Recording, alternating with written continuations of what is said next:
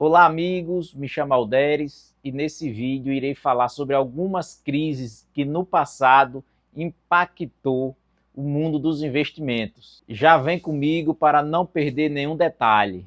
Este vídeo não é para te colocar medo ou te fazer desistir dos investimentos, e sim que você fique ciente que estamos expostos a correr esse tipo de riscos na renda variável. Olhando para o passado, houve grandes crises que abalaram as economias mundiais, a maioria delas ocasionadas por especulações demasiadas, ocasionando bolhas, inflando os valores dos ativos muito acima dos valores justos. Irei trazer algumas crises passadas e quanto cada uma chegou a desvalorizar. Estas crises são verdadeiros cisnes negros, cujo este nome é de um livro escrito por Nassim Taleb, que fala de eventos altamente improváveis, mas que causam grande impacto.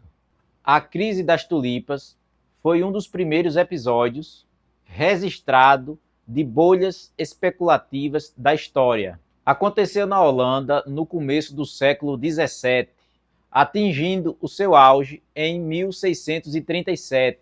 A tulipa é uma flor exótica e tornou-se extremamente popular na Holanda. À medida que a demanda crescia, os preços das tulipas começaram a subir rapidamente.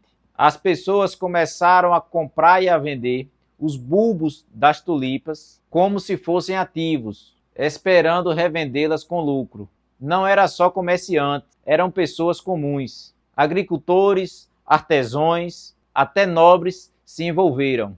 Em janeiro de 1637, alguns bulbos raros estavam sendo vendidos equivalente a valores de casas e propriedades maiores. O preço ficou tão inflado que passou a ser negociado por meio de contratos futuros, uma forma de especulação pura.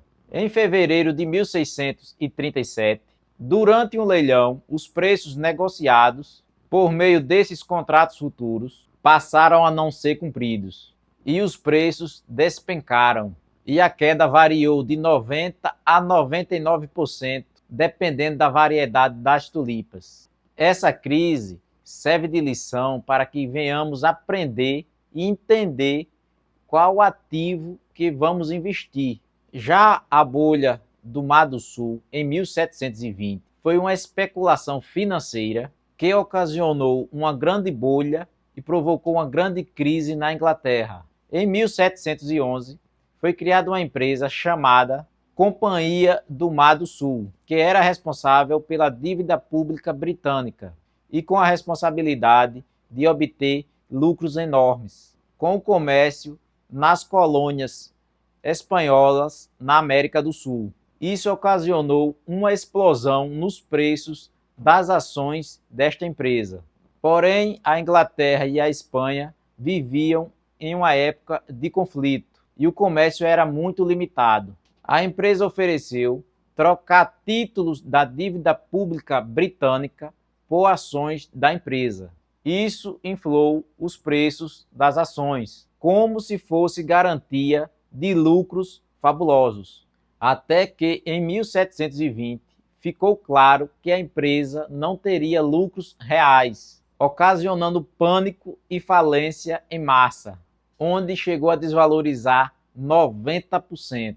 A alta sociedade da época e pessoas normais perderam muito dinheiro. Inclusive Isaac Newton, que deixou uma célebre frase lembrada até hoje: consigo calcular o movimento de corpos celestes, mas não a loucura dos homens. A Grande Depressão de 1929 foi uma crise econômica mundial que teve início nos Estados Unidos, mas se espalhou por vários países, provocando falências em massa, desemprego recorde e queda brusca no comércio e na produção. Ela durou praticamente toda a década de 1930, com seus efeitos mais intensos entre 1929 e 1933. As causas foram especulações na bolsa de valores, crédito fácil e consumo exagerado, produção industrial acima do consumo e falta de regulamentação bancária. O estopim da crise foi o colapso da Bolsa de Valores de Nova York em outubro de 1929, especialmente no dia 29, conhecida como Terça-feira Negra. As consequências foram a falência de quase 5.000 bancos. O desemprego atingiu 25% da população e chegou a atingir 89% de desvalorização no índice Dow Jones. Já a crise do petróleo de 1973 foi um choque econômico provocado pela redução da oferta de petróleo e pela explosão do preço do barril, causada por uma tensão política no Oriente Médio. Essa crise teve impactos profundos em todo o mundo, principalmente nos países que dependiam do petróleo importado. As causas foram a guerra do Yom Kippur, em outubro de 1973. O Egito e a Síria atacaram Israel para recuperar territórios perdidos na Guerra dos 6 Dias, em 1967. Os Estados Unidos e os países ocidentais apoiaram Israel, o que irritou os países árabes. Outra causa foi o embargo da OPEP, que significa Organização dos Países Exportadores de Petróleo, que foi uma resposta ao apoio ocidental a Israel. Os países árabes da OPEP decidiram reduzir a produção e decidiu suspender o fornecimento de petróleo a vários países. Nesta crise, teve quedas fortes, chegando 45% a 50% nos países que tiveram mais impacto. São vários fatores que podem ocasionar uma crise, e um deles é o fator político. Por isso a importância de diversificar o seu investimento em moedas e em países. Já no dia 19 de outubro de 1987, aconteceu a Segunda-feira Negra, que foi quando as bolsas de valores ao redor do mundo sofreram uma queda repentina e massiva. O índice Dow Jones, o principal indicador da Bolsa de Valores de Nova York, chegou a cair 22% em um único dia. Esta crise teve várias causas, mas as duas principais foram a valorização excessiva das ações e a venda programada por computadores. Também teve outras causas, como a alta nos juros nos Estados Unidos e o déficit comercial e orçamentário dos Estados Unidos. A crise se alastrou rápido. Em poucos dias, bolsas de valores ao redor do mundo já tinham sofrido uma queda expressiva, como a Bolsa de Londres, que chegou a cair 26%, Hong Kong 45% e da Austrália quase 42%. Já a bolha da internet ou a bolha das empresas.com, que aconteceu entre 1995 e 2001, foi um fenômeno econômico onde o mercado ficou eufórico com a possibilidade da internet comercial. Muitas empresas digitais surgiram prometendo revolucionar o mundo, mas a maioria não tinha lucros, nem mesmo um modelo de negócio sólido. O início da internet comercial começou a se popularizar e surgiu a crença que tudo ligado à rede daria lucro rápido. Investidores animados, com medo de ficar de fora, despejaram bilhões nas empresas.com. O índice Nasdaq, que concentra as ações de tecnologia, disparou, subindo quase 400% entre 1995 e 2000, até que em março de 2000 o mercado começou a perceber que muitas empresas não entregariam o que prometiam.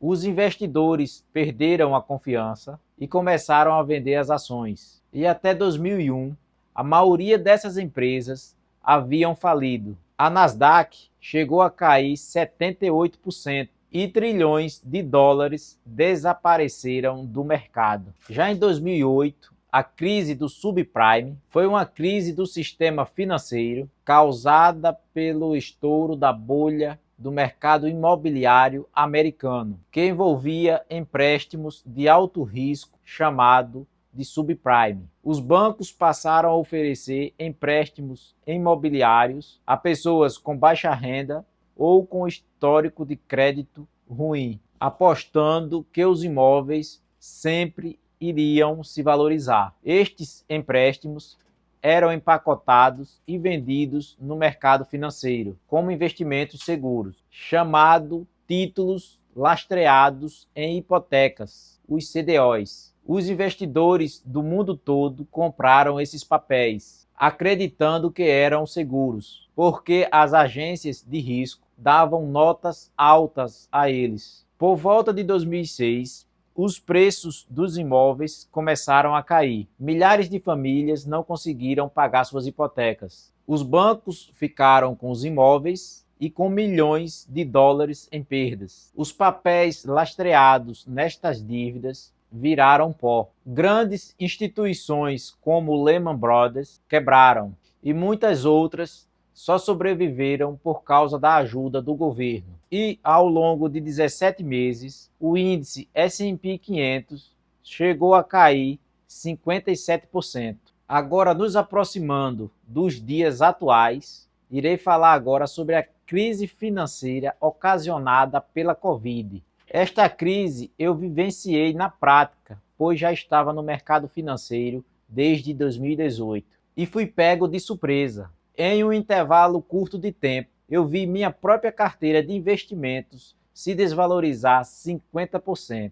Naquele momento, eu vi mais do que nunca a importância de se ter um caixa para aproveitar momentos como aquele, que chegou de forma rápida e global, sem precedentes na história. Presenciamos fronteiras sendo fechadas, comércios impedidos de abrir e indústrias e serviços paralisados. Nesta crise, o índice S&P 500 chegou a cair 34%. Já o Ibovespa chegou a cair 46%. Todas estas crises trouxeram muitos prejuízos e muito dinheiro escorreram pelos ralos. Mas quem tinha caixa e comprou no fundo, no auge das crises, conseguiu surfar toda a subida. Não é à toa que o maior investidor de todos os tempos, o americano Warren Buffett, que tem uma frase que fala: compre aos sons dos canhões e venda aos sons dos violinos. E por último, quero deixar uma dica importante, que é a diversificação nos investimentos, a